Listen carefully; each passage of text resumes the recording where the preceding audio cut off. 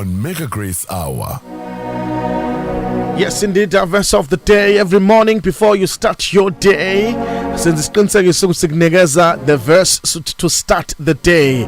But if you start your day without a word, that means your gun is without a bullet. So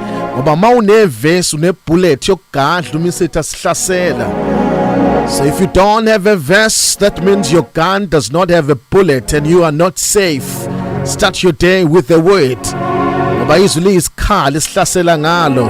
our verse of the day is found in the book of Daniel chapter 11 verse 32.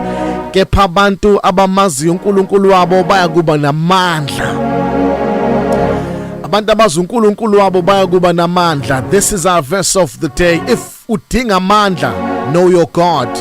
If you are feeling weak, just know your God. Ngoba mawusumazi uNkulunkulu, you understand amandla kanawo. Understand amandla kanawo kukwenza ukuthi into oyibona ngaphambi kwakho vele uyibona ingelutho masuwazi amandla kaNkulunkulu onaye.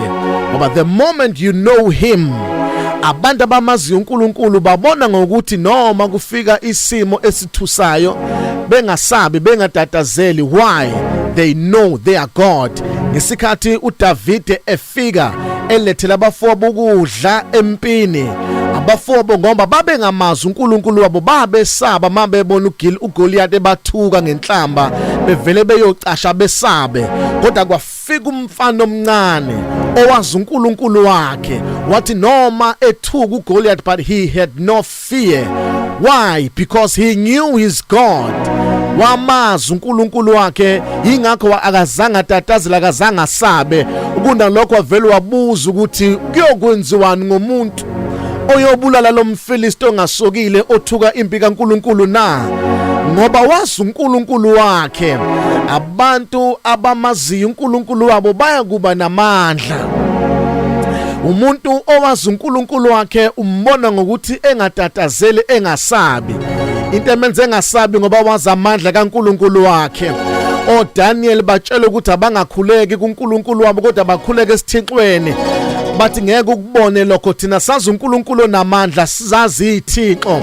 Kwathiwa oyoke khuleke komunye uNkulunkulu uyophosa esithandweni somlilo. Bathi ngoba bazi uNkulunkulu wabo, bazi uNkulunkulu wabo ukuthi unamandla ukudlula isithando somlilo, bathi ngeke size sikhothame thina kulabo uNkulunkulu benu. Yakhala into kwathiwa mele bekhothame, bangakhothama. Ukunalokho kuthiwa bathandaza 3 times a day. Bangafuna ukukhothama koNkulunkulu babo. Noma sekuthiwa nasi isithando somlilo sesifikile nizofaka phakathi, bangasaba ngoba they know their God. They know their God. Bayamazi uNkulunkulu wabo.